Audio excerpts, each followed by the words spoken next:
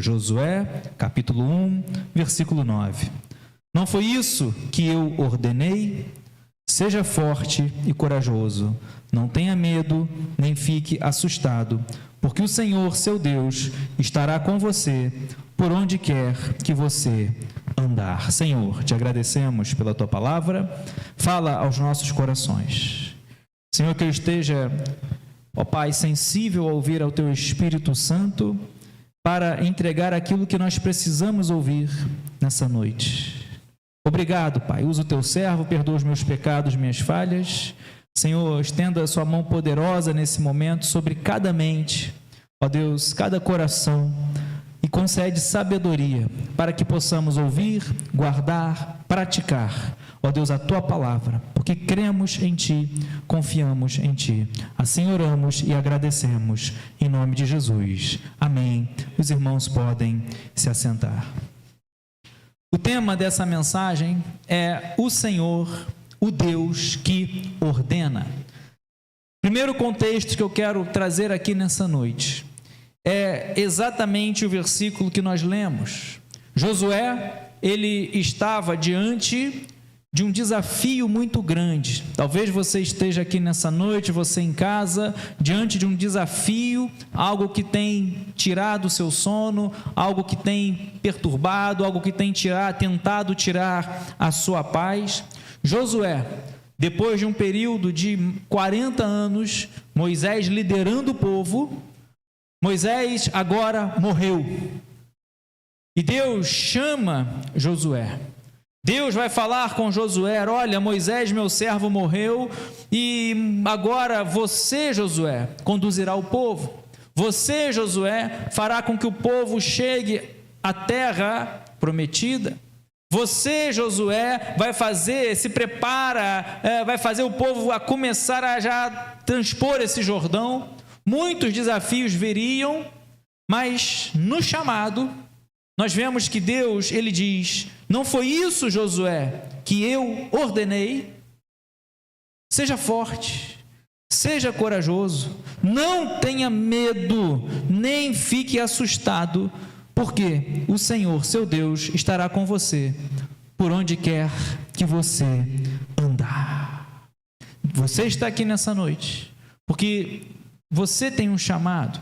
Deus tem algo grande contigo. Talvez hoje você não entenda, talvez hoje você tenha algumas dúvidas, talvez hoje você, pastor, essa palavra é para alguém do louvor, essa palavra é para um diácono, é para um pastor, mas não, meu amado irmão, Deus chama Josué, Deus vai encorajar Josué, Deus vai falar: olha, a palavra, não cesse de ler, de falar desse livro, medita na minha palavra de dia, de noite.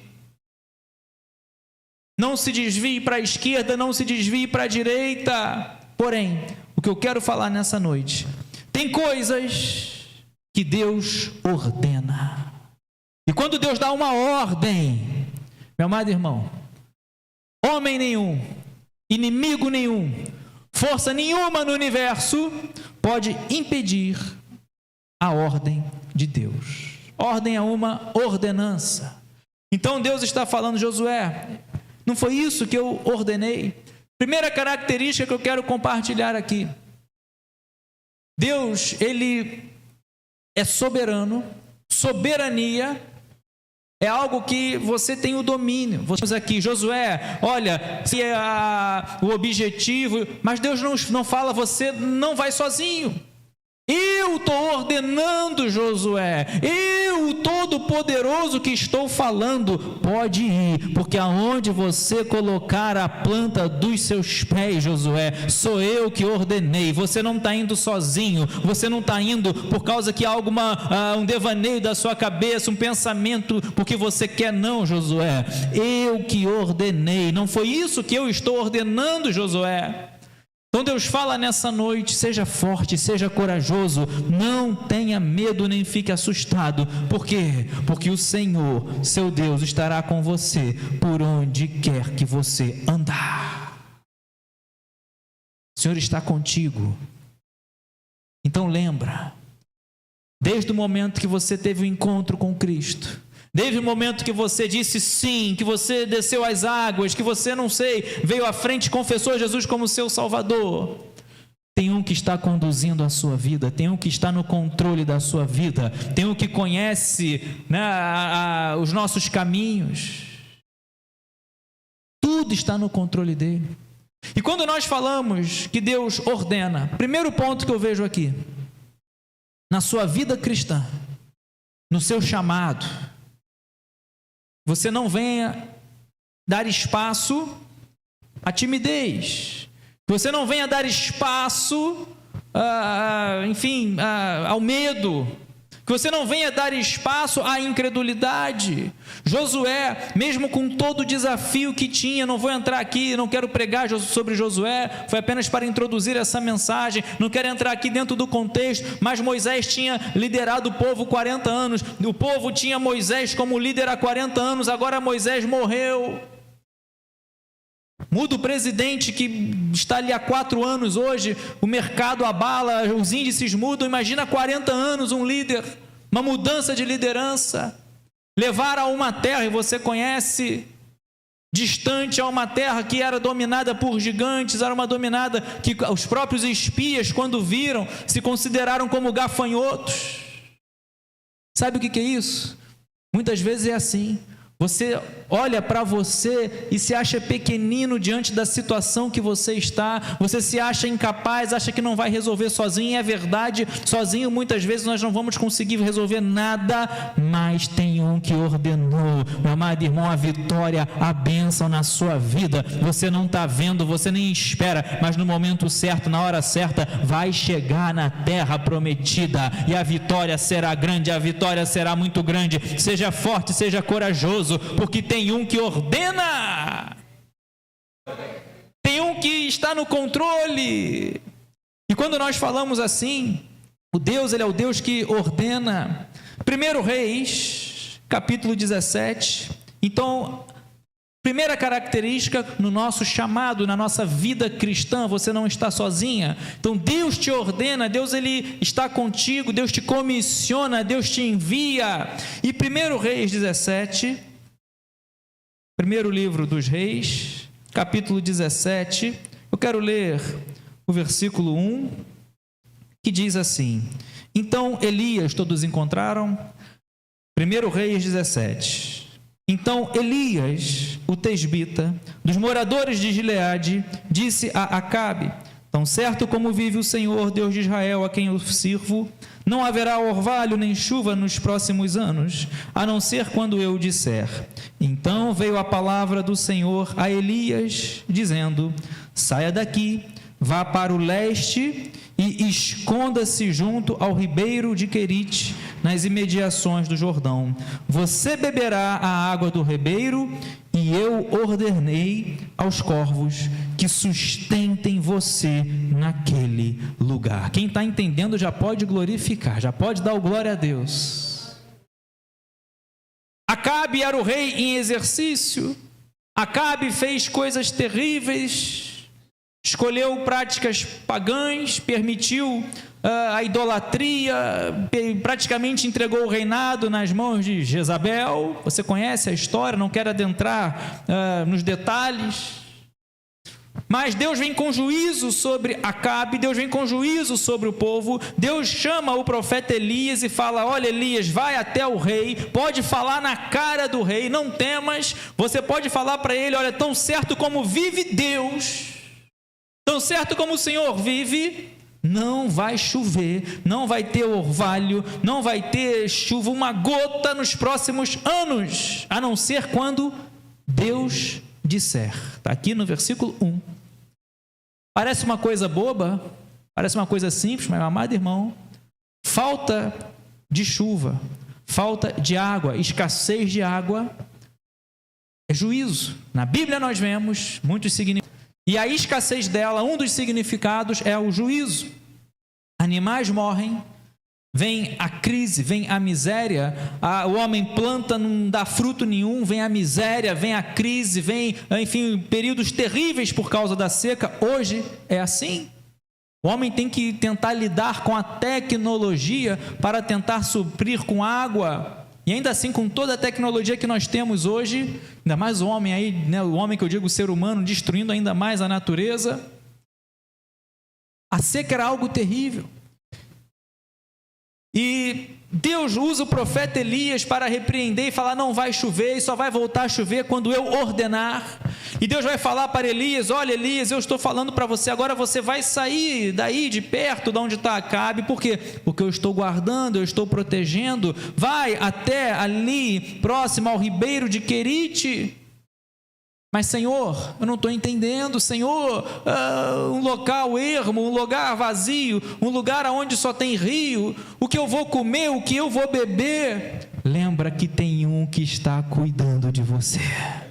Tem um que ordena, tem um que está no controle, meu amado irmão, da esfera espiritual, da esfera natural. Tem um que está no controle, no céu, na terra, no que há embaixo da terra. Tem um que é o Todo-Poderoso, está no controle.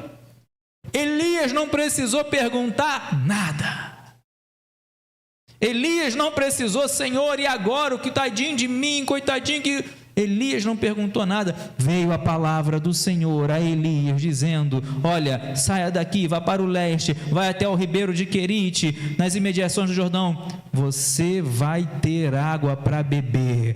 O povo ao redor vai estar em crise. O povo lá em Israel vai estar em crise. Muitos vão estar batendo cabeça. Olha, os animais vão estar morrendo. Vem a crise, vem o juízo de Deus. Meu amado irmão, muitos vão estar passando fome por causa da seca. Mas Elias, você terá água para beber. Meu amado irmão, Deus está no controle da tua vida. Deus está no controle da tua vida. Não vai faltar água para você beber. E muito mais.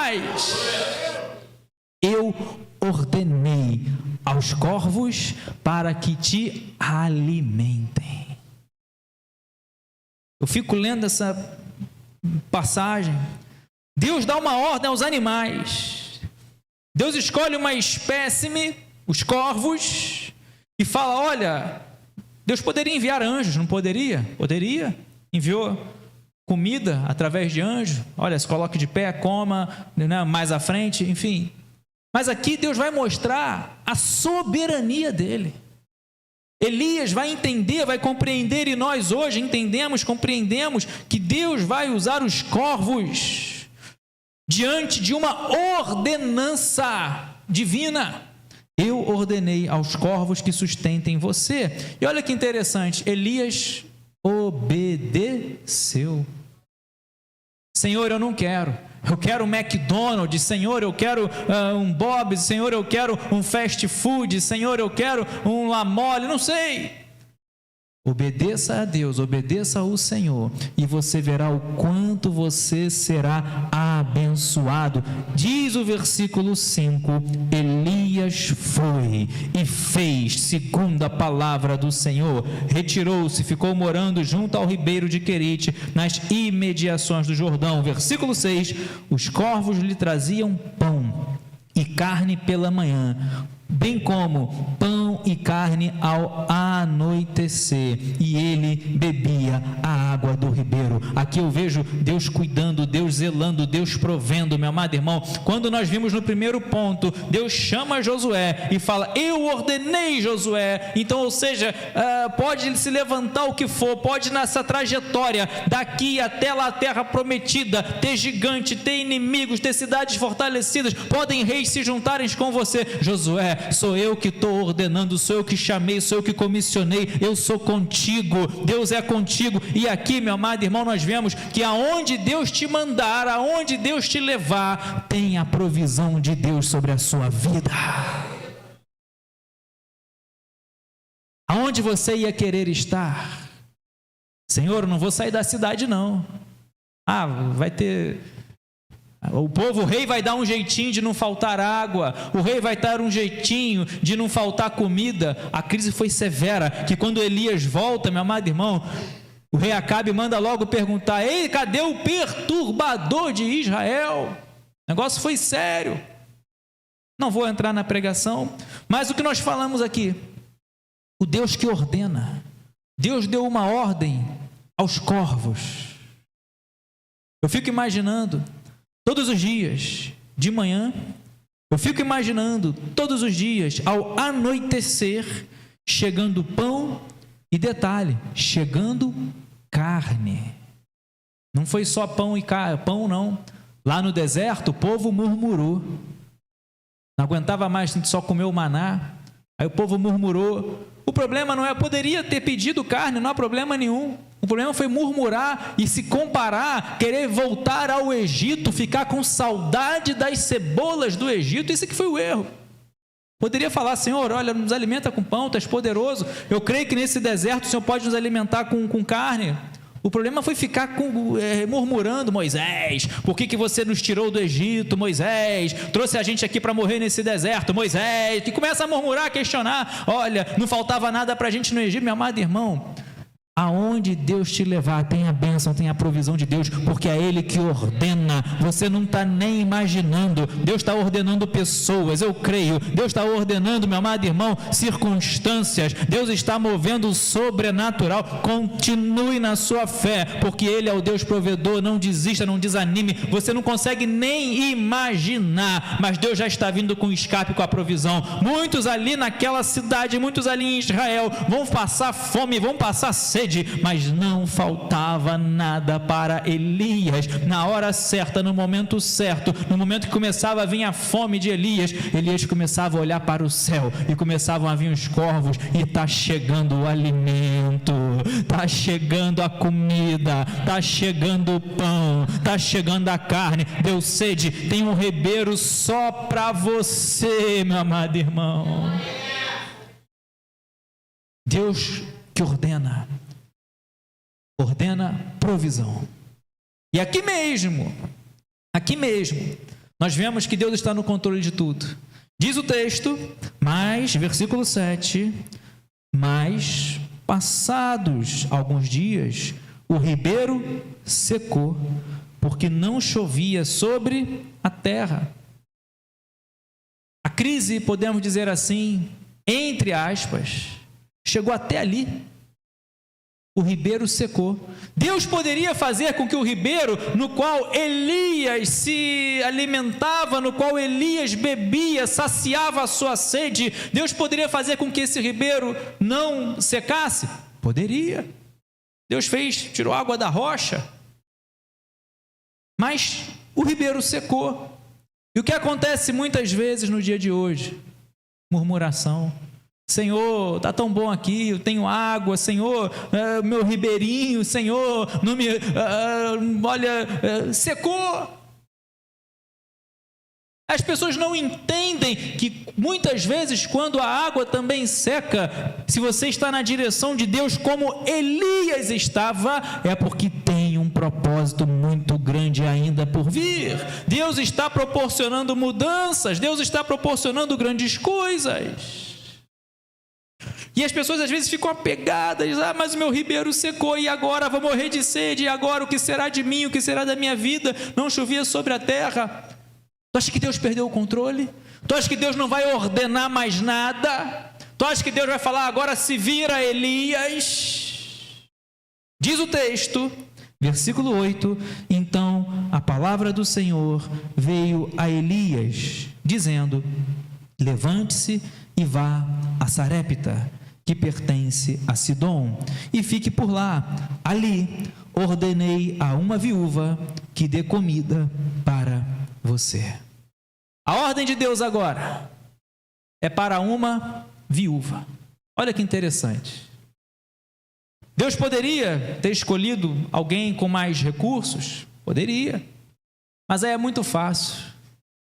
A viúva naquela época, não todas, mas podemos dizer a maioria, elas tinham uma condição muito difícil, não conseguiam trabalho com facilidade, muitas tinham que vender filhos como escravos para quitar as dívidas. Deus vai dar ordem exatamente a uma viúva. Deus vai dar uma ordem exatamente por alguém que, ao olhar normal, natural, não teria condições nenhuma de hospedar alguém na sua casa. E o que aconteceu? Elias obedeceu. Elias se levantou, versículo 10, foi a Sarepta. Chegando ao portão da cidade, encontrou uma viúva que estava apanhando lenha. Então ele a chamou e lhe disse: por favor, traga-me um pouco de água numa vasilha para que eu possa beber. Quando ela já estava indo buscar a água, Elias chamou e disse: traga-me também um bocado de pão, por favor. Porém ela respondeu: tão certo como vive o Senhor seu Deus, não tenho nenhum pão assado. Tenho apenas um punhado de farinha numa panela e um pouco de azeite num jarro.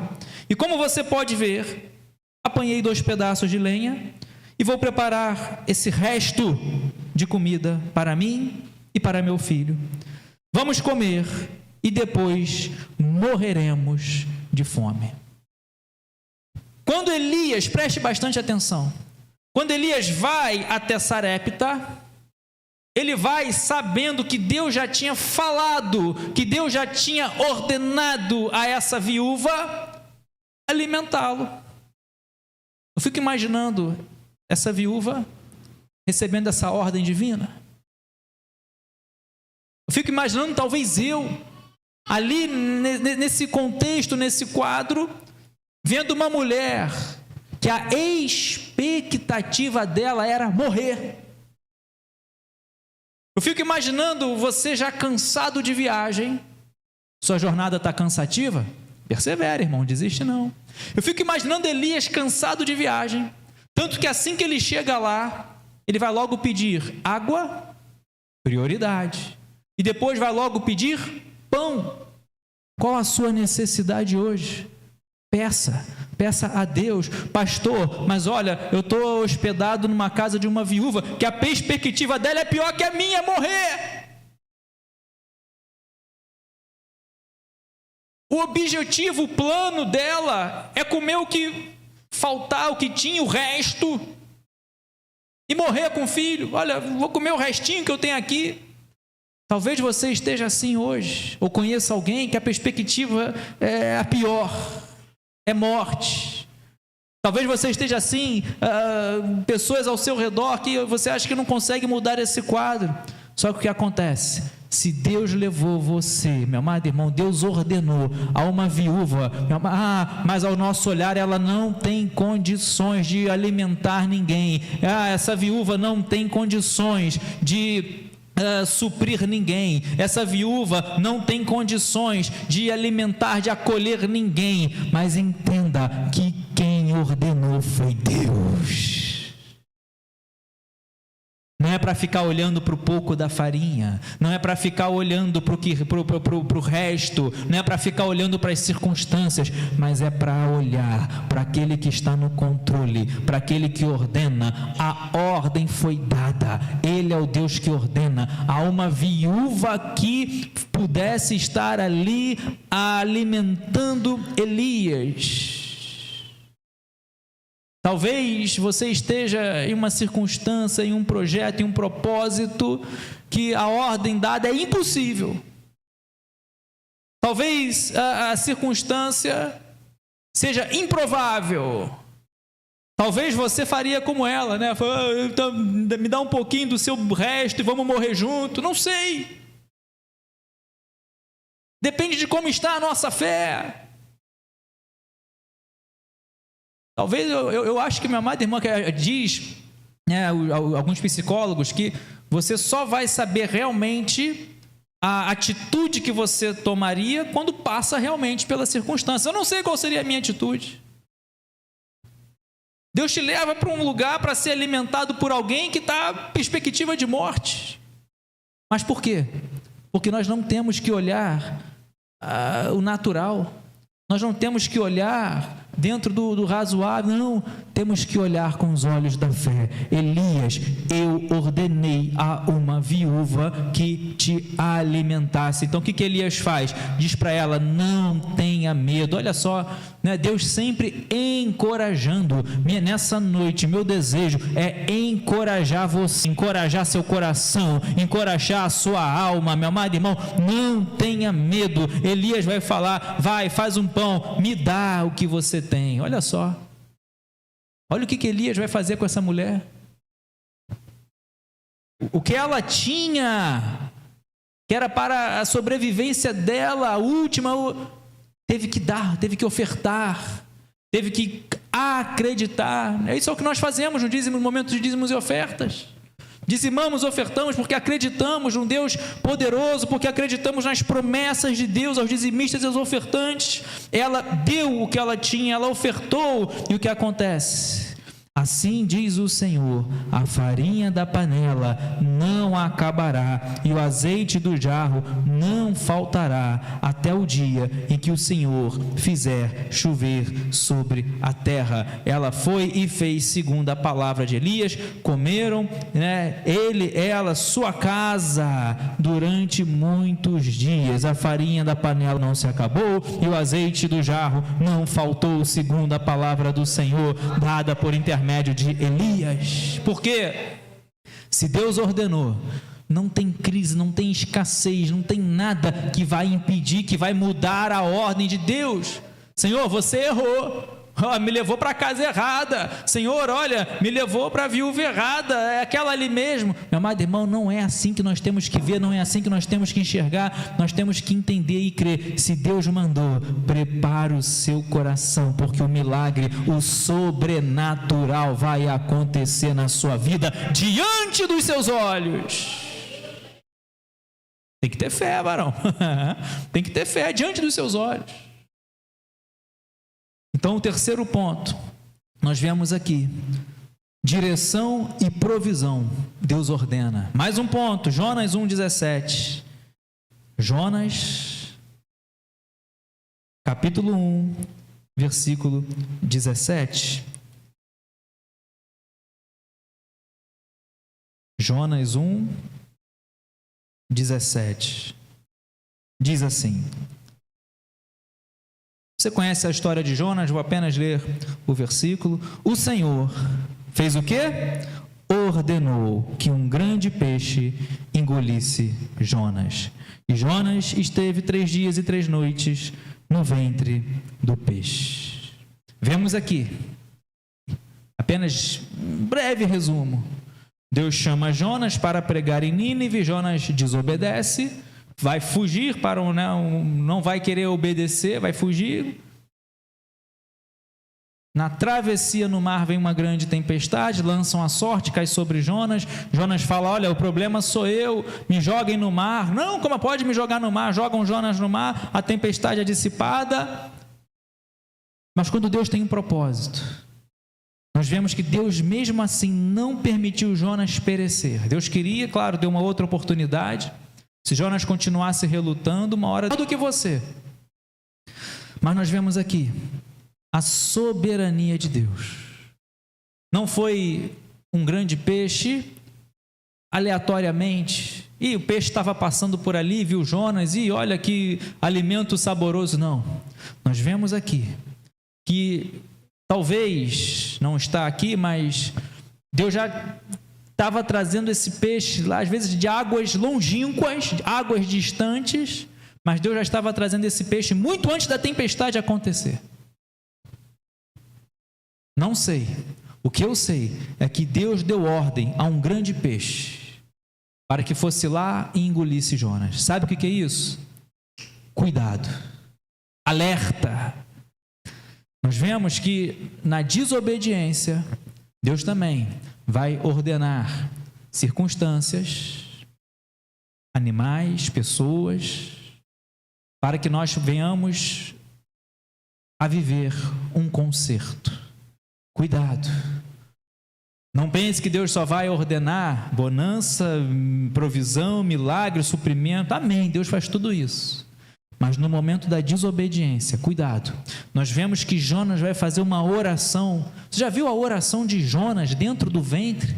Jonas vai declarar: olha, do ventre do peixe, na minha angústia, está no capítulo 2, versículo 1, na minha angústia clamei ao Senhor, Ele me respondeu, do ventre do abismo gritei, mas tu ouviste a minha voz.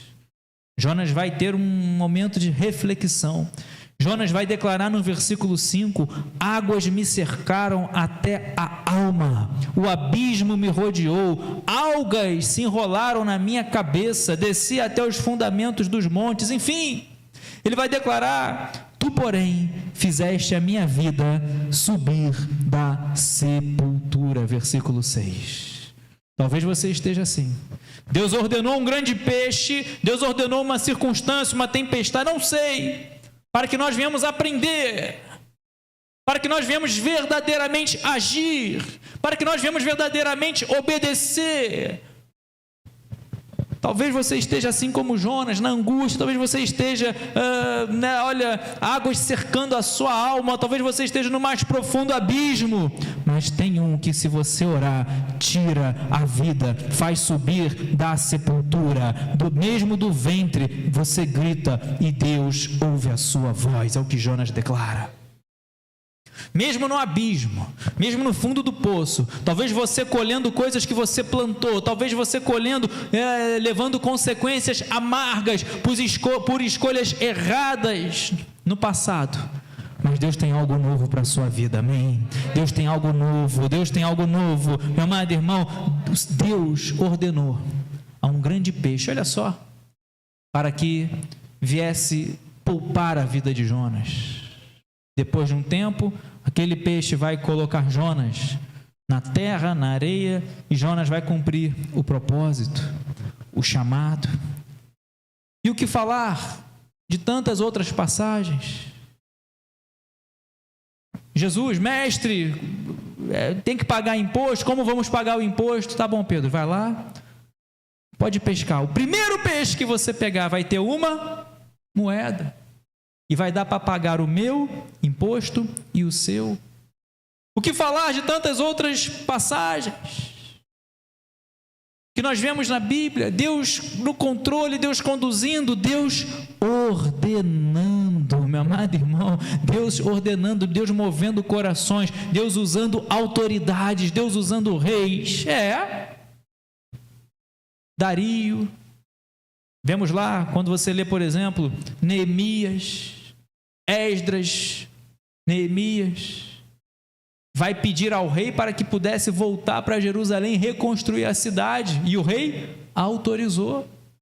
Deus ordena, se Deus tem um propósito para a reconstrução, Deus vai usar pessoas para abençoar a sua vida onde você menos esperar. E de tantas passagens que nós vemos aqui, Deus ordena.